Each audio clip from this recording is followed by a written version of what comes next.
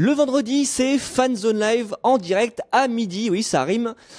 Pour ceux qui connaissent le rendez-vous, merci d'être de retour parmi nous. Et pour les nouveaux, bienvenue ici parmi nous. On va bien s'amuser, vous allez voir. On a encore une belle émission avec un gros programme. On va d'abord parler du Super Bowl, pas côté sport, mais côté spot. Les spots TV dévoilés par les studios américains et une chaîne de télé. On vous en reparlera plus tard. On parlera également de séries télévision, puisqu'on on va débriefer les pilotes des séries Powerless et Légion. Et ça tombe bien, puisqu'on a justement un expert série parmi nous, c'est Jérémy qui est ici. Bonjour Jérémy. Jérémy, c'est son premier Fanzone Live, donc on est très content de l'accueillir. On espère que vous lui réserverez le même accueil que nous. Et à côté, donc il a des habitués, on va dire. On a Vincent. Bonjour Vincent. Bonjour à tous. Salut Max. Et on a Clément. Salut enchanté. Max. Bonjour. Merci à vous d'être. Oui, enchanté. On se connaît, c'est vrai. En fait, on s'est vu ce matin, mais j'ai tout oublié en fait cette nuit. Donc merci à vous d'être là. Et donc aujourd'hui on parle donc de Super Bowl, on parle de séries, on fera également des jeux, on répondra à vos questions. Donc n'hésitez pas, si vous avez des questions sur l'actualité, gardez-les, on y répondra en fin d'émission. Mais on commence donc par le débat, les spots du Super Bowl. Donc le Super Bowl qui est la finale du championnat de football américain. Ça s'est tenu dimanche, donc on va pas parler du résultat que vous connaissez sans doute, on va parler des spots TV et on va surtout parler de vos spots TV, de vos chouchous. En début de semaine, en fait, on a fait un sondage pour savoir quel était le spot TV que vous avez préféré. Et voilà, donc on a le résultat. On va vous dévoiler le top 5. Mais avant ça, on fait un petit coup de chapeau au film Life, Origine Inconnue qui sortira le 19 avril. C'est un film de science-fiction avec Jake Gyllenhaal et Ryan Reynolds et qui est arrivé en 6e position, pardon. Il arrive en 6e position alors que c'est pas le blockbuster le plus attendu, mais voilà, apparemment, le spot TV vous a convaincu. Et donc, on espère que vous serez assez nombreux le 19 avril pour le découvrir. Mais voilà, il échoue au bord du top 5 et on attaque donc de ce top 5 avec le premier film. Donc si je vous dis de la tôle, si je vous dis de l'action, si je vous dis de la trahison, vous pensez Fast and Furious. Ouais. Et bah non, puisque c'est une histoire de robot. C'est presque, on remarque en fait effectivement que Fast and Furious et Transformers, donc le numéro 5 de ce top, partent à peu près sur les mêmes bases, c'est-à-dire une histoire de famille trahie. Sauf qu'apparemment, vous avez été beaucoup plus convaincus par Transformers que par Fast and Furious. Et justement, Transformers The Last Night, donc le prochain opus de la saga. On se regarde quelques images du spot TV et on se retrouve juste après pour en débattre. To know, don't you? Why they keep coming here to Earth? Where are the others? The ones you're hiding. I don't sell our friends.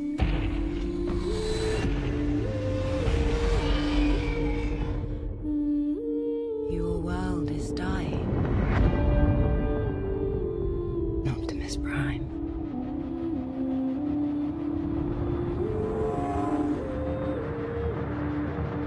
Do you seek redemption?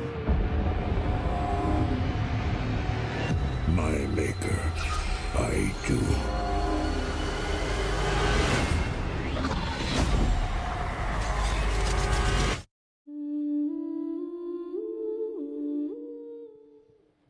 Et oui, donc Optimus Prime à la recherche de la rédemption dans Transformers The Last Night, le prochain opus de la saga qui sortira le 21 juin.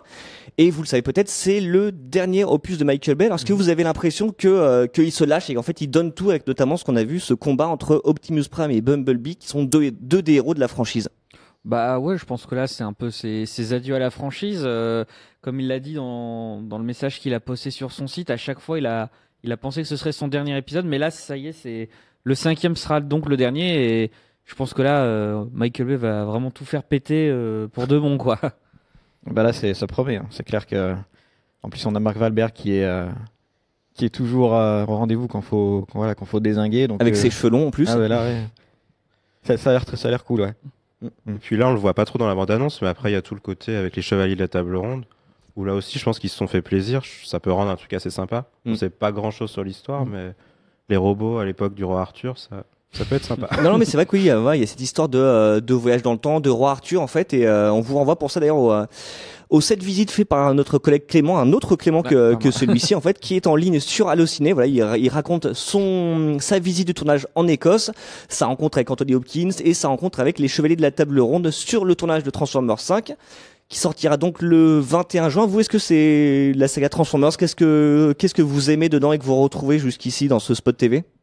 Moi, j'ai vu que le premier. J'ai vu ce regard, genre. Voilà, mais non, ça donne envie et bon, bah peut-être qu'un jour je vais me faire l'intégrale de la saga maintenant qu'on sait que ce sera peut-être le dernier opus, donc ce sera l'occasion de tout binge-watcher une après-midi.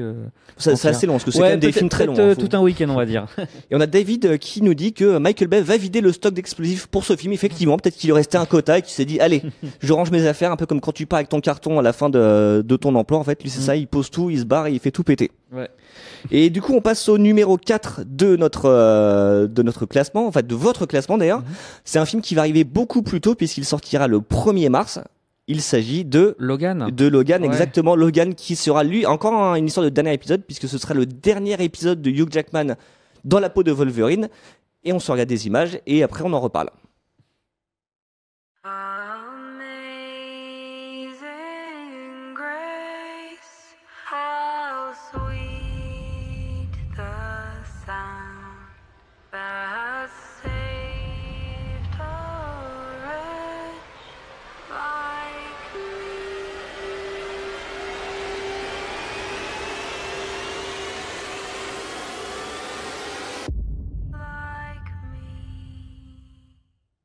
Logan, donc le dernier épisode de Wolverine de Hugh Jackman et aussi l'épisode de l'émotion parce qu'en fait ça fait quand même 3 vidéos qu'on a et à chaque fois je sais pas vous mais on a tous un peu des frissons. Est-ce que vous avez déjà une petite larme à l'idée de voir ce film, de voir Hugh Jackman partir et en voyant ces images qui sont vraiment émouvantes?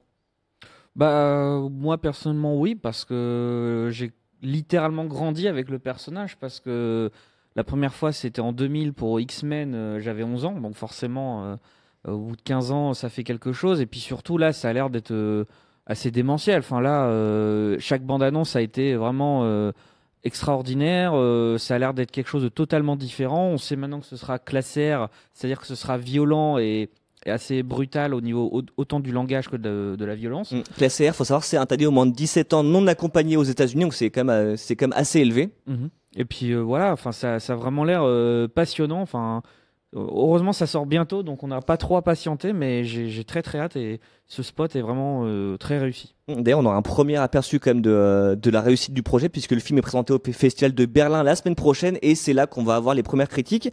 Et on a Maori qui justement pense que Logan ira aux Oscars. Est-ce que ça vous semble faisable sur la base de ces images?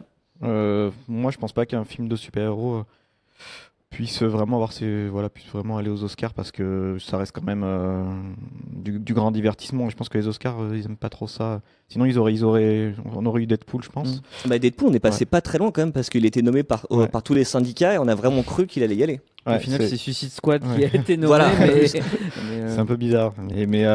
Non, moi j'ai eu la chance aussi de voir 30 premières minutes de Logan avec des effets spéciaux pas encore terminés.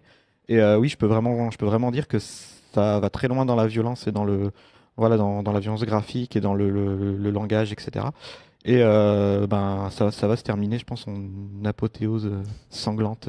Et pour l'instant, en plus, le film s'annonce un peu comme un drame en fait qui s'éloigne de l'univers des X-Men. Donc peut-être que ça peut jouer et que l'Académie peut marquer le coup en disant bon voilà un qui sort du lot et qui mérite d'être nommé aux Oscars. Puis c'est vraiment un épisode, je pense, qui a été fait pour les fans, notamment du comics. Et là, on va vraiment avoir le Wolverine violent, pas aseptisé. Et d'ailleurs, Hugh Jackman voulait vraiment réussir son dernier film parce qu'il a même renoncé à une partie de son salaire pour que le film puisse être violent, sinon il aurait coûté trop cher. Donc je trouve que voilà, ça donne vraiment envie. On se dit que les intentions sont là, donc maintenant il n'y a plus qu'à voir le film, et en espérant prendre les Oscars. Moi perso, j'y crois pas, mais de toute façon c'est dans plus d'1 an, donc on verra bien. Alors sachant qu'on a Patrick qui apporte une petite précision en disant que Batman a déjà été nommé aux Oscars et que le Joker, donc Heath Ledger, a eu un prix. En fait, on parlait surtout de l'Oscar du meilleur film, parce que pour l'instant jamais un film n'a été nommé pour l'Oscar du meilleur film. Donc voilà, on pense que ça peut arriver un jour. Puis effectivement, comme tu disais Clément, on en reparle dans 1 an. Et en attendant, on passe à notre numéro 3 qui n'est pas un film mais qui est une série télévisée. Et là, je pense que vous savez de quoi je parle, puisque c'est, on va dire, la grosse surprise de 2016. C'était, on l'a retrouvé dans les tops de la rédaction et des spectateurs. En fait, c'est l'une des meilleures séries de 2016, je pense qu'on peut le dire. Et c'est Stranger Things. Bien. Stranger Things, donc la saison 2 qui arrivera dans l'année. On va se regarder le teaser qui a été dévoilé pas au Comic-Con, au Super Bowl, et on en reparle encore après. Look on my my ego. You like my ego? I love it!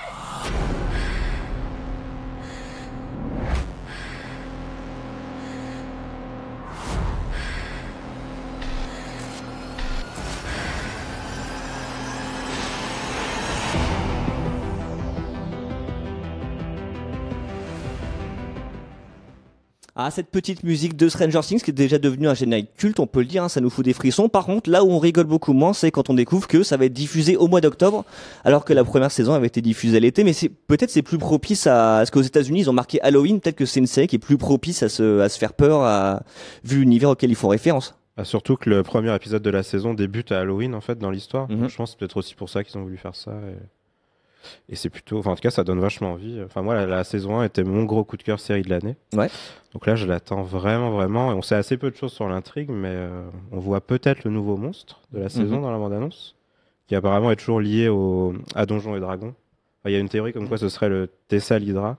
Oui, c'est exactement. Le monstre qu'on voit à la toute fin de la saison 1 quand ils sont en train de jouer une partie de Donjons et Dragons. Donc j'attends ça avec vraiment impatience. Et justement, tu disais qu'on sait pas grand-chose, qui est une bonne chose, une bonne nouvelle. Mais est-ce que la série va pas être attendue au tournant, parce que la première, en fait, elle est sortie un peu de nulle part. On a appris 2 semaines avant ce que ça allait être. On a vu des images.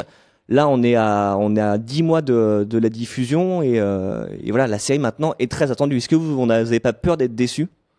Oui, mais après, faut être confiant. Je pense que ces premières images déjà donnent le ton. Après, c'est sûr qu'il y a eu beaucoup de séries qui ont mis le paquet dès la première saison et malheureusement ensuite ça n'a pas suivi. Mais je vois pas pourquoi. En fait, je pense que ça a été clairement prévu dès le départ pour qu'il y ait plusieurs saisons. Du coup, il y a eu une espèce aussi de polémique sur le fait que la série ne transcende pas les références. Moi je trouve pas du tout. Je trouve que c'est vraiment une excellente série qui s'amuse avec toutes les références des années 80, etc. Donc je trouve ça toujours cool. Même là, les premières photos qu'on a eues avec les gosses déguisés en Ghostbusters, je pense que ça a dû toucher un peu la fibre aussi nostalgique des internautes. Et puis si ça peut faire découvrir ce genre de film, ce genre de vieux film aux nouveaux spectateurs, c'est cool, quoi. Ouais, parce qu'on a eu pas mal de gens en fait qui ont critiqué la photo Ghostbusters en disant c'est un peu la référence sur ligne, mais c'est je pense que ça rejoint ce que disait Jérémy. En fait, si ça se passe à Halloween, sachant que la saison 2 va se dérouler. Putain, j'ai perdu un mot. La saison 2 va se dérouler en 1984, l'année de sortie de SOS Fantôme. Donc forcément, si vous aviez fait Halloween à cette époque-là, on se serait tous déguisés en SOS Fantôme. Même là, tous les 4, on pourrait faire les SOS Fantôme, ce serait bien. Et justement, le fait de parler des références, on a notre collègue Gauthier, donc qu'on salue depuis quelques étages plus bas, qui nous rappelle que il y a une énorme référence à Rencontre du troisième type avec cette lumière derrière la porte avec le gamin. Donc voilà, c'est aussi l'une des références. On espère qu'il y en aura beaucoup d'autres. On imagine qu'il y aura du E.T. peut-être dedans aussi. Ah bah oui. Puis peut-être encore du Star Wars, oui, voilà. Indiana Jones. 84, c'est Indiana Jones 2, donc c'est faisable. C'est vrai qu'il y a eu le retour du Jedi avant, donc peut-être que. Mais après, voilà, effectivement, comme vous disiez, peut-être pas non plus balancer des références en veux-tu en voilà, parce que au bout d'un moment, ça va lasser. Faut que ce soit vraiment. Puis un univers à développer, je pense, parce que la saison 1, elle était excellente, mais finalement, on n'avait qu'un aperçu vraiment. Un tout petit aperçu de ce que la série peut proposer. Il y a beaucoup de questions qui n'ont pas encore trouvé réponse, donc c'est surtout ça qu'on attend. Les références, c'est plus pour le plaisir, mais finalement, on a envie d'en savoir plus. Qu'est-ce qui s'est passé, d'où vient Eleven, voilà, on veut savoir ça. D'ailleurs, on a vu j'ai vu passer une photo avec Eleven avec des cheveux. Oui, avec des cheveux frisés, effectivement. Voilà. Qu'est-ce que c'est que cette coupe de cheveux Eleven, s'il te plaît? Il faudra que tu nous le dises. En fait, c'était c'est la couverture d'un magazine américain qui s'appelle Entertainment Weekly, qui a souvent des exclus, dont notamment cette photo-là. Et alors, sur les forums, dans les commentaires, on a quand même pas mal d'avis sur le monstre. On a Alvin, qui nous dit le monstre me fait penser à celui de Super 8. Donc, on revient au côté Spielberg. Et on a Ango qui nous dit non, ça fait penser à Cloverfield. Et on a aussi quelqu'un, il faut que je retrouve ça. Voilà, on a David qui nous dit le monstre de la saison 2, on dirait un kaiju, c'est-à-dire l'un des monstres de Pacific Rim. Bientôt de Pacific Rim 2. Il a l'air quand même assez massif. On dirait un peu aussi, ça fait penser aussi à la Guerre des Mondes. Donc voilà, mais il va falloir, je pense, attendre jusqu'au mois d'octobre pour en savoir ce qu'il en est, pour savoir aussi si le personnage de Barb va revenir.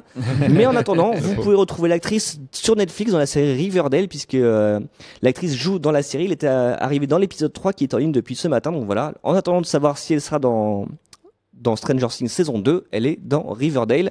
Je sais que c'est une série que Jérémy vous recommande particulièrement. Et qui d'ailleurs joue aussi beaucoup sur les références, comme Stranger Things. Exactement, et c'est adapté de DC Comics, ça on le sait beaucoup moins, donc voilà, c'est aussi l'une des nouveautés à découvrir du moment. Et nous, on passe au numéro 2, donc là on est sur le podium, et le numéro 2, c'est un grand retour en fait qu'on attendait un petit peu parce que le film a été tourné il y a 2 ans. Ça se passe sur la mer, il y a de la bouteille de rhum, il y a de l'abordage. Ah bah oui. Forcément, Pirates des Caraïbes 5 ou Pirates des Caraïbes, La Vengeance de Salazar, avec toujours Johnny Depp, Javier Bardem et Orlando Bloom que l'on aperçoit dans le spot TV que l'on se regarde tout de suite.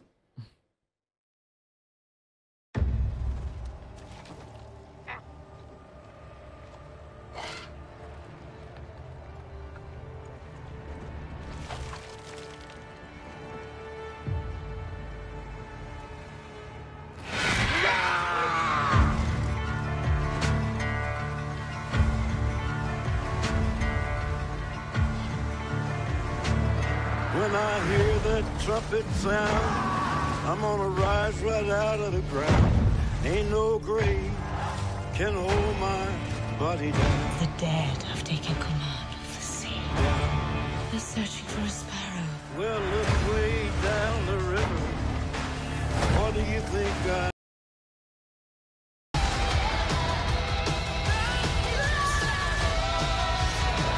That was awesome!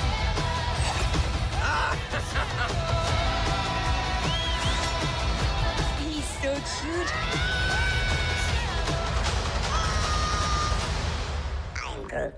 What's that? He says, welcome to the frickin' Guardians of the Galaxy. Only he didn't use frickin'. Look out! Oh, wow. I tried, guys.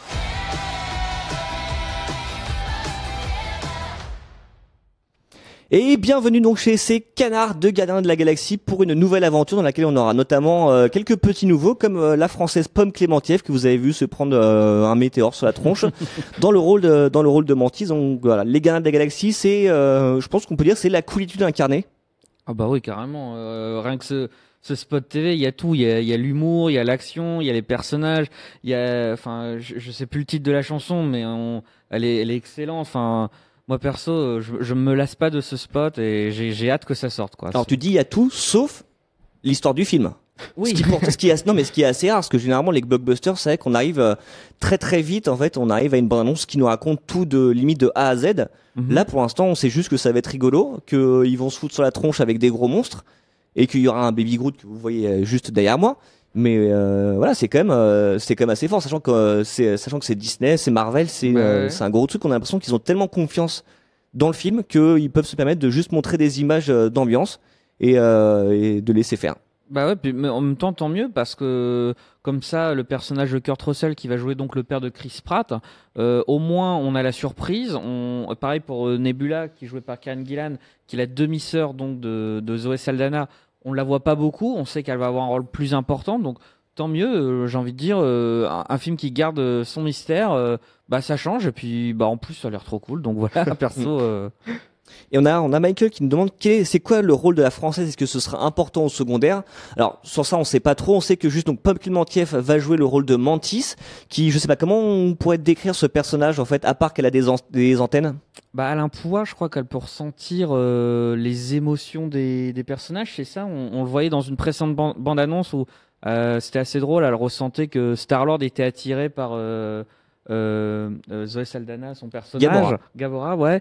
Et du coup c'était assez drôle, mais elle sera aussi dans Infinity War, donc a priori pour le Marvel Cinematic Universe c'est un personnage qui va être assez important mais pas majeur non plus. Et on a Mehdi et Julien, donc on salue, qui eux s'interrogent sur le rôle de Sylvester Stallone, puisqu'on sait que Sylvester Stallone va apparaître dans le film, mais on ne sait pas du tout pourquoi, on ne sait pas si ce sera un caméo, on ne sait pas si ce sera un grand rôle, en fait on sait rien du tout en fait.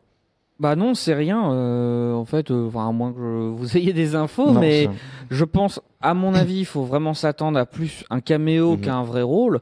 Il y avait une rumeur comme quoi il pourrait reprendre son rôle de Judge Dredd, mais à mon avis, c'est faux, je pense. Ce serait par contre très marrant s'il pouvait avoir une scène avec Kurt Russell, parce que les fans des années 90 se souviennent de Tango et Cash, donc ce sera assez drôle qu'il y ait une référence à ça, mais à mon avis, il faut vraiment s'attendre à une apparition clin d'œil et au mieux, on se trompe et il y aura plus, mais il faut pas s'attendre à un grand rôle, je pense. Kurt Russell, donc, qui va jouer Ego, qui serait le père de Stallone, donc ça répond à la question de Paul. Et vous, Vincent, Jérémy, est-ce que vous êtes convaincu, vous aussi, par ce spot TV? Oui, pas mal, surtout que j'avais pas été très très fan du premier. Là, on va dire que j'ai un peu plus de hype sur celui-là, et surtout que Disney nous avait montré il y a quelque temps une scène avec Yondu, Baby Groot et Rocket Raccoon qui essayent de s'évader d'une prison, qui était ultra hilarante, avec des ralentis, plein de l'action à fond. Yondu avec son espèce de flèche qui s'éclate à tuer plein de méchants dans cette espèce de prison dégueulasse. Enfin, c'était assez fou. Oui, on en voit quelques images dans ce spot TV avec le ralenti dont tu parlais. C'était exactement ça, et c'était vraiment cool. Donc ouais, je pense que ça va être pas mal. Et puis Baby Groot, ça va être la star de 2017. C'est déjà la star de ce début d'année. On sait qu'une fois que le film sera en salle, ça va. On va tous vouloir des peluches Baby Groot. Exactement. un vrai Baby Groot en bois, tu vois. On va prendre pour l'avoir sur le plateau. On va fabriquer. Parce que là, on vous met des images, mais bon, on essaie d'avoir quand même le vrai. On est en train de négocier. Et je pense qu'en fait, le meilleur résumé de ça, c'est ce commentaire de Maxime qui dit vivement cette suite qui a l'air encore plus fun que le premier opus. Bah oui. Je pense qu'on est en plein dedans. Et pour finir, donc c'était notre débat sur le Super Bowl. J'allais dire le Comic Con encore, mais non. Je prends un peu d'avance. Votre débat, donc c'est vos spots préférés du Super Bowl 2017. Et vous, justement, quels ont été chacun vos coups de cœur parmi tous les spots TV diffusés?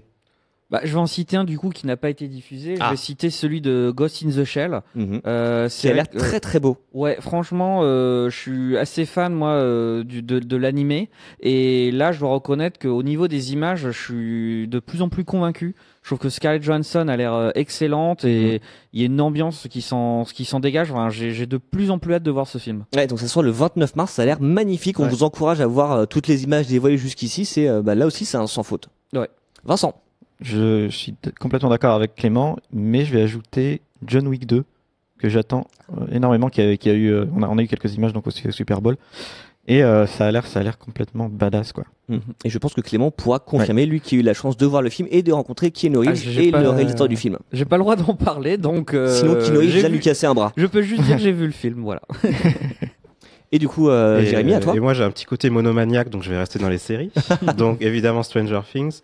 Mais autrement, j'ai beaucoup aimé le spot de Cure for Life, qu'on nous vend quand même un peu comme un mélange entre Seven et Shutter Island. Et ça donne vachement envie. Et du coup, voilà, j'ai vraiment hâte. Et donc, Cure for Life, ça sort très bientôt. Ça sort mercredi. Et donc, justement, tu parlais des séries, tu parlais de ton côté monomaniaque. Et ben, on va te faire plaisir puisque on passe à notre seconde partie de l'émission. On va débriefer ensemble le pilote de la série Powerless. Donc c'est une série qui a débuté aux États-Unis jeudi dernier. C'est une série comique qui se situe en fait dans l'univers DC Comics et qui parle d'une compagnie d'assurance chargée de protéger les gens des dégâts causés par les super-héros. Donc imaginez un petit peu si Batman arrive et casse votre voiture. C'est la compagnie d'assurance qui vous rembourse ou qui vous protège. Si vous comprenez pas trop, on va vous montrer le teaser de la série et on revient après pour débriefer le pilote.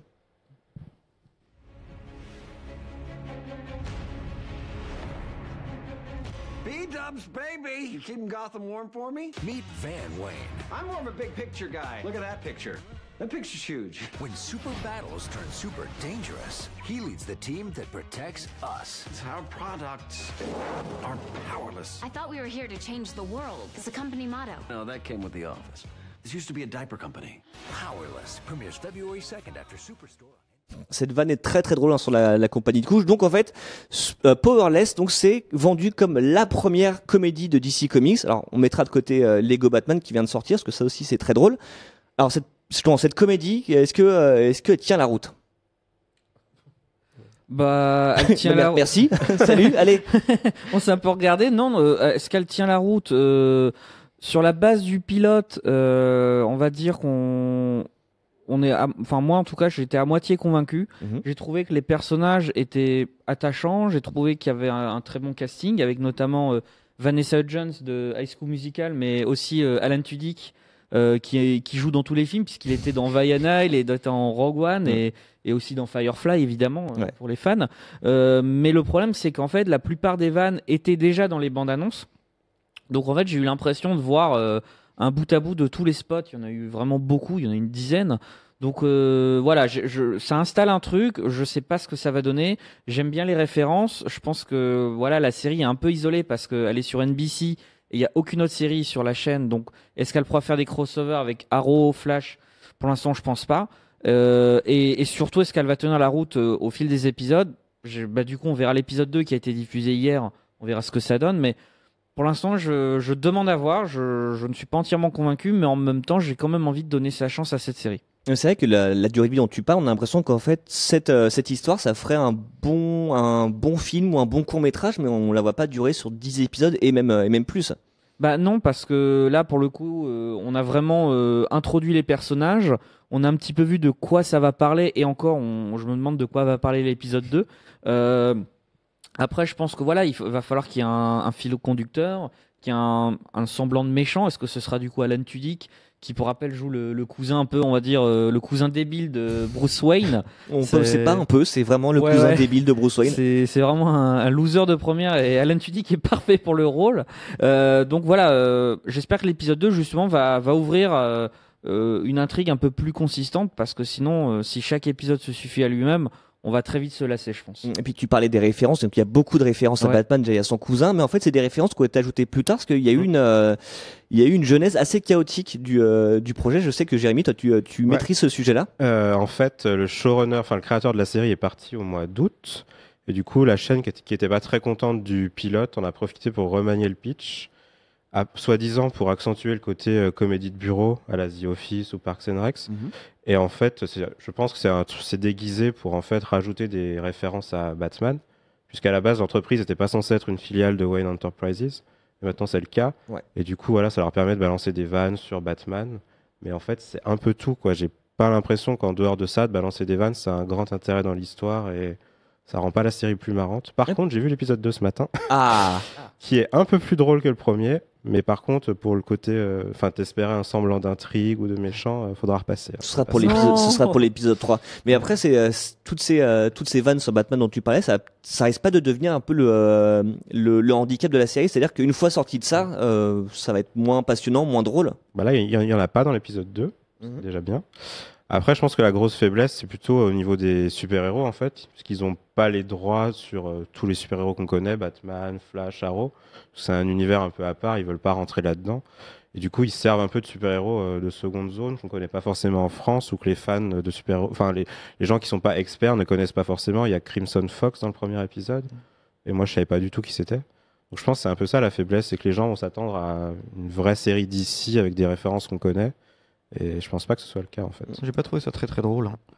J'ai bien aimé l'esprit carton-pâte, un peu le côté couleur vive. On est dans une ville un peu utopique, mais ça m'a un peu laissé de marbre. Mais Vanessa Hudgens est rigolote, elle se donne à fond quoi. Donc on a ça, effectivement, c'est une série qui convainc pas énormément, parce qu'on a Maori qui nous dit vu le premier épisode moins bof. Et on a Tristan qui nous dit que pour une comédie, c'est pas ouf. Donc voilà, on est quand même assez raccord. Si vous deviez nous donner chacun une note au pilote de Powerless, une note sur 10. 5 sur 10. Ouais, pareil. 4. Et il y avait une critique américaine très drôle qui disait qu'en fait, si la série avait des pouvoirs, en tout cas, elle n'a pas le pouvoir d'être marrante. Oh Hashtag punchline. Ouais, moi j'aurais dit on pouvait finir l'émission sur ce truc-là. Donc voilà, donc c'est une moyenne, moyenne. Hein, c'est donc du entre 4 et 5 sur 10. Et apparemment, donc c'est une série qui nous a pas des masses convaincus, mais peut-être que les épisodes 2, 3, 4, 5, je crois que ça va aller jusqu'à 10. Sauront vous convaincre, et après on verra est-ce que la série durera et auquel cas elle pourra ajouter des super-héros, ou sinon ce sera un one-shot. Comme on dit. On passe maintenant, avant de reparler de série, on passe à notre premier happening. Parce que on a parlé de cinéma, donc on a parlé des spots du Super Bowl, de tous ces films que vous allez sûrement aller voir en salle. Mais la question, ça ferait même un très bon sujet de bac de philo. Peut-on aimer le cinéma et y manger des pop-corn? Vous avez 4 heures. Oula. Question de malade. Oui. Ouais, oui. Oui. D'accord. Oui, mais dans le sens où t'embêtes pas les gens à côté de toi, tu vois. Quand tu fais pas tomber ça sur tes pieds. Ça t'as connu ça. Non, il y a toujours le côté fun du cinéma avec le popcorn. Quand tu vas voir un gros film de divertissement, moi j'ai jamais compris. Je sais pas, tu vas voir le dernier Scorsese, tu vas pas prendre un peu de popcorn quoi. Oui, voilà, ou le film Hunger où Michael Fassbender fait une grève de la faim, effectivement, tu évites. Ouais, moi c'est pareil, si je vais voir un film où je sais qu'il y aura des explosions, de la musique, je me dis personne n'entendra. Par contre, je me souviens, et je salue cette personne, bien que je ne la connaisse pas, qui m'a un peu gâché Room, puisqu'elle mangeait ses popcorn et fouillait tout du long, pendant tout le film. Et comme c'est un film qui joue beaucoup sur les dialogues et le silence, voilà. Ça m'a un peu gâché le film, donc merci madame. Voilà, mais sinon, non, pendant un bon blockbuster, un bon Captain America, le saut de popcorn, voilà, mais avec modération. Bah tu es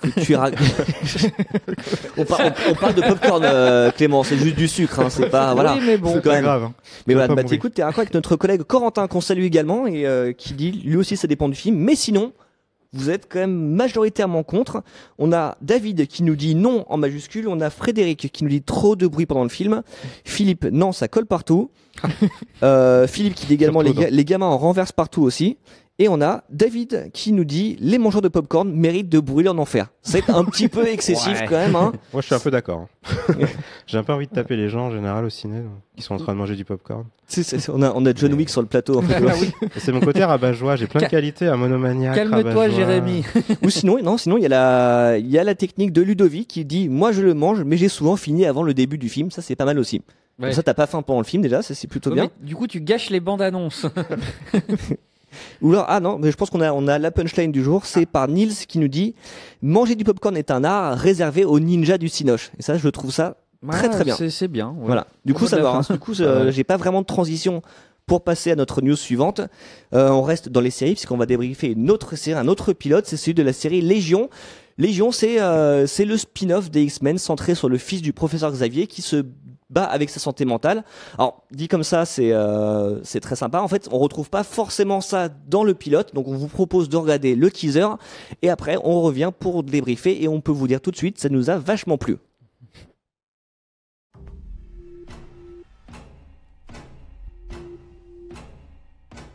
Just tell me what happened next. Look, I don't know. It's fuzzy. You went off your medication. Wake up. Why? We're just looking for the truth. Which you promised to tell.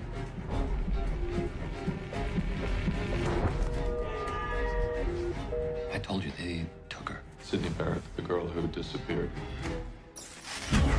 She didn't disappear. She took my place, and I took hers. Wait, what? It was her power, I think. Can you explain that? So is he crazy, or...? Continue. He believes he's mentally ill. But he may be the most powerful mutant we've ever encountered. Can we take a break? Please? Of course. Let's take a break.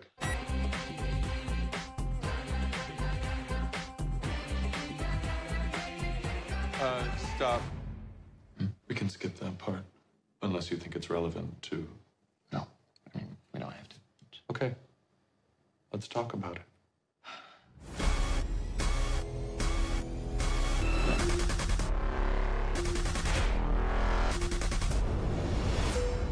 Look at me. I know what I am. What's that?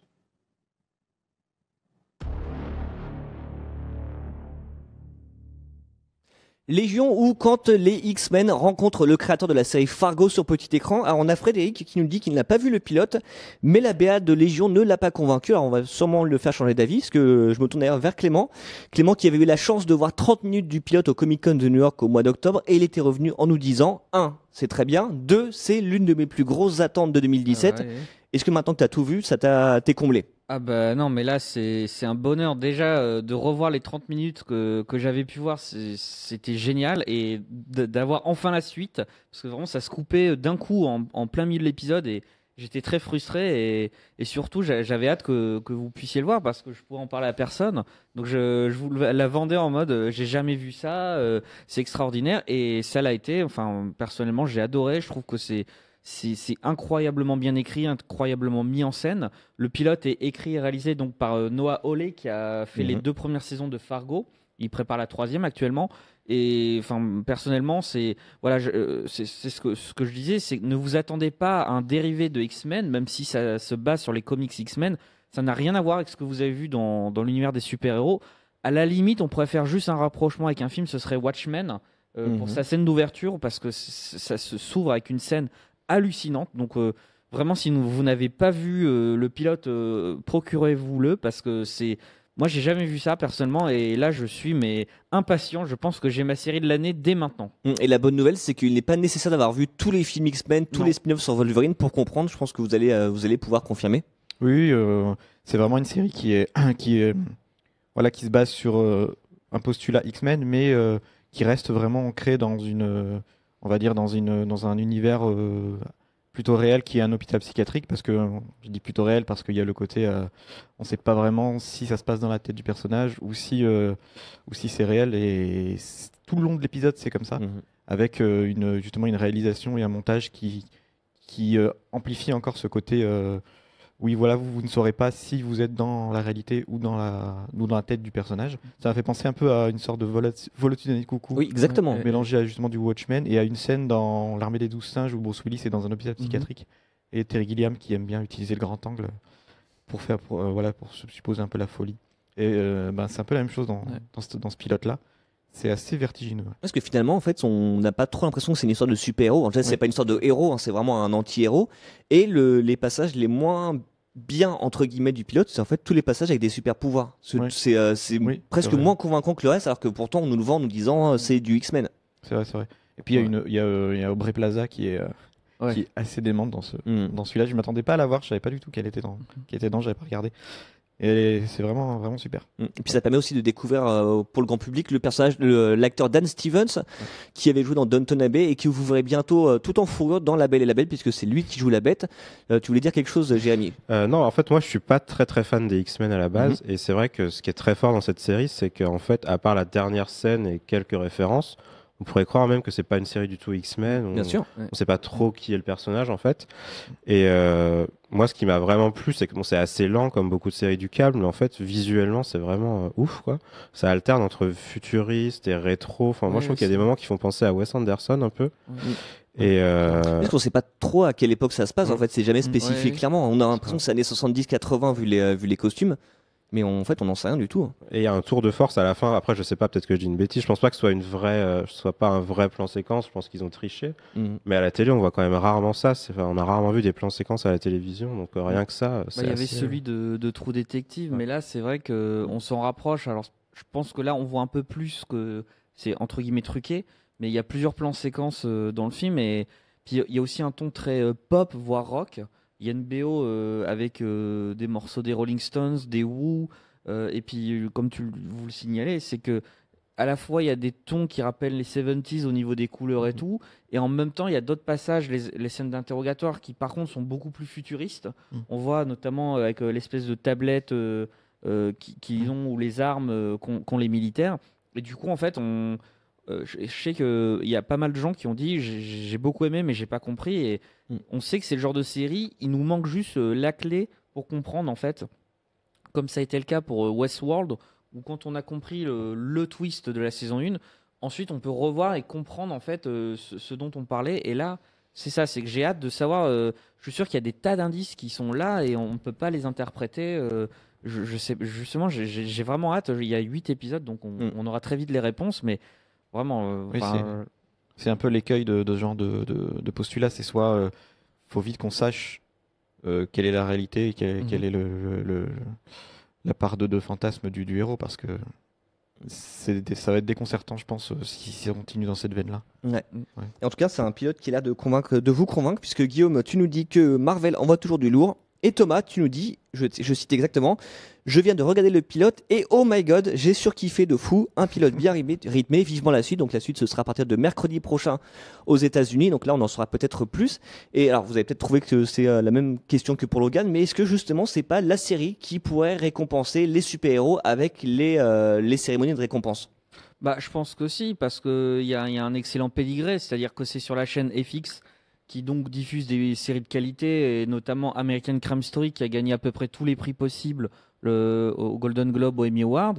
Et c'est Noah Hawley, donc j'en parlais tout à l'heure, le créateur de Fargo, qui pareil, lui, c'est un peu l'un des Golden Boy scénaristes actuels.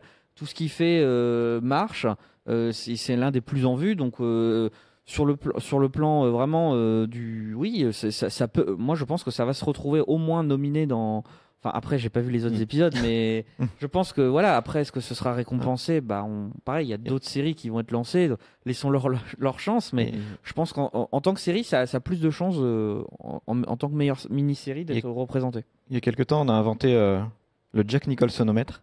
Ah oui. Et quand je pense que la série gagnera sûrement un truc, des trophées et des récompenses pour l'acteur en tout cas, s'il fait un peu péter le Jack Nicholsonomètre là. Parce que là, pour toi, il est à combien ?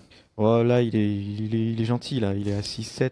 Il a juste envoyé un stylo plume dans la joue Ouais, du mec. Voilà, c'est tout. Il pète un câble, un peu, mais il peut faire mieux. Donc le Jack Nicholsonomètre, pour ceux qui n'ont pas suivi d'autres émissions que nous avons fait sur les films Warner, en fait c'est un peu l'échelle du pétage de câble qui a été installé par Jack Nicholson dans Vol au-dessus d'un Nikoku dont Vincent parlait tout à l'heure. Alors on a Julien qui, pour ceux qui veulent en savoir plus, nous conseille de lire les comics consacrés au fils de Charles Xavier, donc qui sont édités chez Panini Comics. Et on a Thomas, un autre Thomas que celui que j'ai cité tout à l'heure, qui dit ce serait cool que Légion soit lié au film X-Men. Alors ça n'arrivera pas pour l'instant. Par contre, il y a une autre série X-Men qui est en préparation. Donc ça on en reparlera très bientôt parce que c'est en train de se mettre en place pour la rentrée. Et pour terminer, voilà, encore une fois, la note que vous mettriez au pilote de Légion. Moi 10, désolé. Un bon 8. Ouais, 8 aussi, parce que je trouve qu'on reste peut-être encore trop dans la tête du héros et ça manque un peu quand même d'intrigue. On sait pas trop de quoi la série va parler après. Donc... Mais bon, c'est quand même une très bonne moyenne. Donc voilà, on vous conseille de regarder Légion. Ça vient de débuter sur la chaîne FX aux États-Unis. Il n'y a pas encore de diffuseur en France. On se dit que peut-être que Netflix pourrait récupérer la série comme ils ont récupéré Fargo. On va attendre. Pareil pour Powerless dont on parlait tout à l'heure. Il n'y a pas encore de diffuseur en France. On verra aussi comment ça évolue et si la série arrive en France, ça, on vous tiendra au courant. Et donc, on passe de notre côté au happening numéro 2. Ah, donc au opening numéro 2, en fait, là, on reste un petit peu dans les séries, puisque vous savez que Walking Dead revient ce dimanche sur AMC aux États-Unis et ce sera dès lundi sur OCS en France. D'où la question, un zombie qui court est-il un vrai zombie ? Non. D'accord, merci, voilà, salut. Allez, à demain. Dans la définition claire du zombie, non. Après, je crois que c'est depuis l'Armée des Morts. Ouais. L'Armée des Morts. Il y a une nouvelle définition du zombie qui peut courir et qui peut aussi qui a une certaine forme d'intelligence. Ouais, moi je suis très très opposé à ça. Voilà, je n'ai aucune ouverture d'esprit. Ouais, bravo, hein. Super, entre ça et les popcorn. Doit marcher et il y a des règles et moi je trouve qu'un zombie qui court, ça enlève tout ce qui fait peur. C'est-à-dire qu'un zombie, ça doit être inoffensif, mais il arrive toujours à bouffer les héros. Alors que là, s'il court, il rattrape tout le monde. En plus, il tape des sprints. Justement. Moi, personnellement, je trouve qu'un zombie fait beaucoup plus peur quand il est lent et teubé. Ouais. Et voilà, il peut surgir au coin d'une porte. Voilà, c'est ça. C'est qu'on se dit, il va jamais me rattraper. Et au final, il va quand même le rattraper. Donc, je suis contre ça, monsieur Snyder. Je vous le dis. Voilà. Il faut aussi attaquer Danny Boyle dans ce cas-là, parce que ce sont des 28 jours plus tard. Oui, d'accord. Mais bon, enfin voilà, c'est une façon de se cacher, quoi. Oui, mais voilà. Bon, écoutez, si vous voulez Danny Boyle, il était en live il y a pas longtemps. J'aurais dû lui dire, Monsieur Boyle, ne faites pas ça. Voilà. Oh, tu vas se taper avec Danny Boyle, c'est incroyable. Il n'y a pas de souci. Je vais faire mon Gilles Verdez s'il le faut. Mais... Est-ce que donc on a Camille qui nous dit Tim Romero, donc je pense Tim Clément, parce que par extension. Est-ce que vous êtes d'accord avec moi, je suis pas très très fan de films et de séries de zombies, mais imagine les X-Men zombies. Ah là, ce serait quand même un peu difficile. C'est vrai. Mais en même temps, si on se base sur iZombie ou un film comme Warm Bodies, les zombies peuvent faire plein de choses. Ils peuvent être amoureux. Ils peuvent parler, ils peuvent être drôles. Ouais, déjà, j'aime pas quand ils courent. Alors si en plus ils sont amoureux. Le gros bourrin, quoi. Ah oui, c'est John Wick 2 et vas-y quoi. Oui, en plus ils sont amoureux, faut bien reconnaître. Mais justement, c'est la déclinaison de la figure du zombie depuis. Romero d'ailleurs avait critiqué Walking Dead pour ça, pour dire ils ont tué un peu la figure du zombie. Alors que c'est vrai que lui, il l'a pas tué du tout avec le Island of the Mort-Vivant là, comme ça. Diary of the Dead, c'est sûr que ça a pas tué le genre. Et on a quelqu'un justement qui va te faire très plaisir, Vincent, c'est Jules qui met 3 cœurs pour parler du film Le Dernier Train pour Busan, qui était un de tes coups de cœur cinéma de 2016. Et justement, maintenant, on passe à une rubrique qui va vous plaire également. C'est la rubrique courrier. C'est si vous avez des questions sur l'actualité, n'hésitez pas, vous pouvez les balancer. On va y répondre autant que faire se peut. Donc, pour l'instant, on n'a pas grand monde pour y répondre. On a juste quelqu'un qui nous dit vive Shaun of the Dead. Ça va faire plaisir à Clément. Et qui respecte les règles de Romero. Ah voilà, on a justement, on a Aviel qui nous dit où en est-on pour la série Zombieland. Ce qui est une belle transition. Merci beaucoup pour cette transition entre les zombies et le courrier. Très belle transition, mais j'ai pas l'impression que ce soit au goût du jour. Non. Je sais plus trop. Non, enfin, je sais qu'il y avait un projet qui avait été abandonné avec, l'adaptation du film en série il y a plusieurs années, mais je crois qu'il y a un retour prévu, mais je sais. Il y a plutôt un Zombieland 2 dans les tablettes. C'est plus un Zombieland 2, c'est ça. C'est ça, ouais. C'est peut-être plus au cinéma, ouais. Mais c'est pas non plus imminent, donc je pense pour l'instant vaut mieux être très patient. On reste dans les séries. Est-ce que Michael voudrait des news sur la prochaine série Star Trek? Et surtout, il dit ça a été repoussé 2 fois. Est-ce que c'est mauvais signe? Pardon, c'est un lapsus. C'est un peu compliqué. C'est-à-dire que est-ce que c'est mauvais signe? En tout cas, c'est pas hyper rassurant. Après, il faut se dire que en le repoussant, il se donne plus de temps pour bien la faire. Donc, je vais essayer pour l'instant de me dire ça. Tout ce qu'on sait, c'est que maintenant, on a un casting, c'est en tournage. Ça avance. En tout cas, là, pour l'instant, on sait que maintenant, elle va être faite. On ne sait juste pas quand est-ce qu'elle sera diffusée. On sait aussi qu'elle sera diffusée sur Netflix en US 24. Donc ça, c'est cool. On pourra la regarder en sous-titré légalement. Et ça, c'est une très bonne nouvelle. Donc pour l'instant, on va attendre d'avoir des premières images. Voilà, moi, je vais rester confiant parce que j'adore Star Trek. Mais c'est vrai que une série qui est repoussée 2 fois. Bon, après, voilà, on sait les raisons pour lesquelles ça s'est passé. Donc, c'est pas mort, mais c'est vrai que c'est un petit peu inquiétant quand même. Alors, on a Pierre qui nous demande pourquoi personne n'a jamais pensé à faire une série Watchmen, dont tu parlais tout à l'heure, mais il y a un projet. Oui, en fait, le projet existe, même c'est plus un projet vague. On en avait parlé pour HBO, donc ça c'était la bonne nouvelle parce que Watchmen sur HBO, ce serait un peu parfait parce que c'est pas une série qu'on imagine sur des networks vu la violence et tout. Mais par contre, là, je sais même pas si on peut dire que c'est un projet, c'est un pitch qui n'a pour l'instant pas du tout de date, de personnes rattachées. Ce serait super, à condition évidemment que ce soit bien fait. Je sais que le comics, il y a eu beaucoup de spin-off et de préquels qui ont été écrits. Il y a beaucoup de séries qui existent autour de Watchmen. Voilà, il y a du potentiel, mais voilà, c'est clairement pas un truc dont on peut se dire je l'attends parce que rien ne dit que ce sera fait. Et pour la question suivante, question de Tristan, je me tourne vers notre expert série qui demande y aura-t-il les Defenders dans Avengers Infinity War? Et y aura-t-il également des zombies? Eh ben, l'expert série va partir, je crois. Je crois pas. J'ai pas l'impression, je pense qu'il n'y a pas la place en fait. Ouais, alors en fait, apparemment c'est un jour oui, un jour non, donc en fait on n'en sait pas trop. En fait, c'est les Defenders, donc c'est l'équivalent urbain des Avengers avec Daredevil, Jessica Jones, Luke Cage et Iron Fist qui arrivent bientôt sur Netflix. Ouais. Mais c'est vrai que je pense qu'il y aura la place, mais le temps, on sait pas trop. Après, je pense qu'il y a une volonté aussi de Netflix de se dissocier des films, non? Ouais, je pense qu'ils arrivent pas à se décider parce qu'à la fois ils font leur truc, mais en même temps il y a des références aux films dans les séries. Oui, c'est vrai. Moi, je pense que peut-être si ça se fait plus pour Avengers 4, parce que là, Avengers 3 Infinity War est en tournage maintenant, c'est officiel. Je me dis, il y a quand même les Avengers qui vont rencontrer les Gardiens de la Galaxie. Si en plus il y a les Defenders, pour moi, voilà, laissons. Il y a plein de longs métrages Marvel à venir. Les Defenders, la saison 1 elle est en tournage aussi et ça sera diffusé cette année.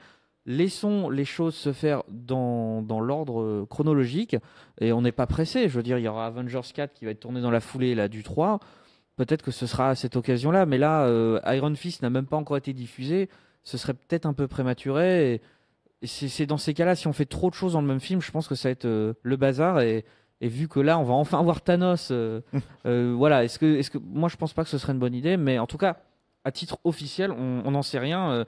Parce que les acteurs ont l'air d'avoir envie, mais je pense que les gens de Marvel sont un peu moins chauds. Et donc on reparlera bien évidemment de tous ces sujets dans des prochaines émissions, dans des prochains articles. Et c'est l'heure de notre troisième happening, le fameux Team Internaute versus Team Fanzone. Donc en fait chaque semaine, à chaque fanzone, en fait on fait s'affronter donc nos experts en plateau et vous-même dans les commentaires autour d'un sujet. Donc le premier duel, c'était sur les planètes de Star Wars. C'est la rédaction qui a gagné. Le deuxième était sur les méchants de Batman. Vous avez gagné. Il a donc un partout et nous allons donc jouer aujourd'hui pour un magnifique lave-linge. Le temps que je trouve mes fiches. Nous allons jouer aujourd'hui autour des adaptations de bandes dessinées francophones, puisque vous le savez sans doute, l'adaptation de Seul est sortie cette semaine. D'ailleurs, vous avez peut-être vu l'équipe dans nos locaux la semaine dernière dans ce Fanzone Live. Donc voilà, donc je précise, donc chacun votre tour, vous allez devoir me donner une adaptation d'une bande dessinée francophone, c'est-à-dire française, belge, canadienne, ça ne change pas. En live ou en animation, vous avez le choix. Par contre, un personnage récurrent, c'est-à-dire un personnage qui a eu plusieurs films, ne compte qu'une fois. On ne compte que les films qui sont sortis, donc Seul étant le dernier, et pas les adaptations qui sont à venir. Comme ça, au moins, si vous n'avez pas trop le nez dans l'actu, vous n'êtes pas défavorisé. Et je propose un truc, c'est qu'on donne le point de Seul aux internautes. Donc il y a 1-0. À vous de jouer. Attendez, je prends juste. C'est uniquement au cinéma ou en série également? Uniquement en cinéma. Uniquement en cinéma. Et je prends ça pour quand même noter. Allez-y, c'est à vous. Bah du coup, Astérix. Voilà, Astérix, parfait. Je n'ai pas un stylo pour noter, mais Astérix, c'est bon. Donc Seul, non, ça a déjà été fait. On a Mathilde qui nous dit Tintin. À vous. Boulet Bill. Boulet Bill, exactement. Julien qui répond Lucky Luke. Largo Winch. Largo Winch, très bien. On a Frédéric qui nous dit le Marsupilami. Corto Maltese. Très bien. Kevin qui nous dit Snowpiercer, c'est très bien joué. Effectivement, Snowpiercer est un film coréen mais adapté d'une bande dessinée francophone. Du Cobu, très bien.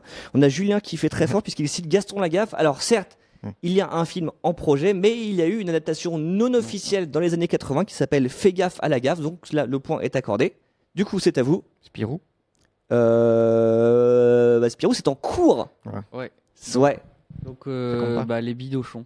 Exactement, les Bidochons qui est passé aussi. Martin qui nous dit les Schtroumpfs. Le Petit Nicolas.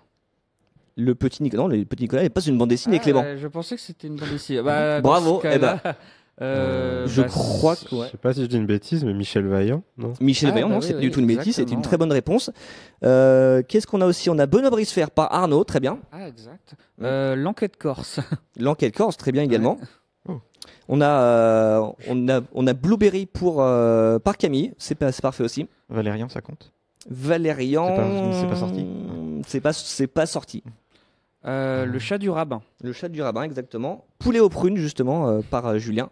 Persépolis. Voilà, ça marche bien. Aussi. Et alors, non, on a une réponse, c'est Uncharted le film. Malheureusement, Uncharted n'est pas une bande dessinée.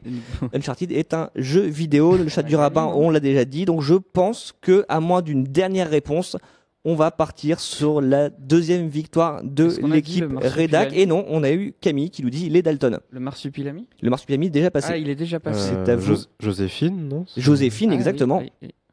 À vous. Persépolis, non, c'est déjà passé. Alors, va-t-il... Lucky Luke, non, c'est déjà passé également. Va-t-il y avoir une nouvelle victoire de l'équipe Fanzone? J'en ai un sous le coup. Attention, 3, 2, 1... Eh ben non, c'est fini. On a une mention de 13. Sauf que 13 en fait est une série télévisée. On a dit on ne prenait que les longs métrages. Donc voilà, donc ça fait 2-1 pour l'équipe Fanzone. Et donc on va se quitter sur cette victoire avec encore un petit peu d'actualité, avec une vidéo, avec l'un des thèmes qu'on a évoqué tout à l'heure, puisque dimanche, vous le savez, donc on sera 2 jours avant la Saint-Valentin et avant PSG Barcelone, bien sûr. Mais ce sera le grand retour surtout de The Walking Dead aux États-Unis. Ce sera aussi le retour le lundi sur OCS en France, mais donc aux États-Unis c'est dimanche soir. La suite de la saison 7. Rick et ses amis vont-ils enfin faire la peau de Negan? Ça, on aura la réponse dans les semaines à venir. On va nous se quitter avec quelques images de ce qui vous attend dans la suite de cette saison 7. Et on se retrouve très bientôt. Donc merci à vous, Clément, Vincent et Jérémy, d'avoir été parmi nous. Merci à toi. Merci pour tous vos éclairages. Merci pour vos arguments. Merci pour ton coup de gueule contre les zombies. Merci pour ta recommandation sur Riverdale. Merci à tous pour vos avis. Merci d'avoir été là. Merci également tous les gens de l'ombre, à savoir Constance, Julien et Paul, qui ont travaillé d'arrache-pied sur cette émission pour cadrer ou pour gérer le son. On remercie également la rédaction qui nous soutient depuis les bureaux. On remercie et notamment Mathilde et Johan qui nous suivent j'espère de près. Et voilà, on se quitte donc avec The Walking Dead et on se retrouve très bientôt, dès mardi a priori, pour débriefer justement ce nouvel épisode de Walking Dead et ensuite pour un autre Fanzone Live. Merci beaucoup, bon week-end, bonne fin de semaine et à très vite. Salut. Salut.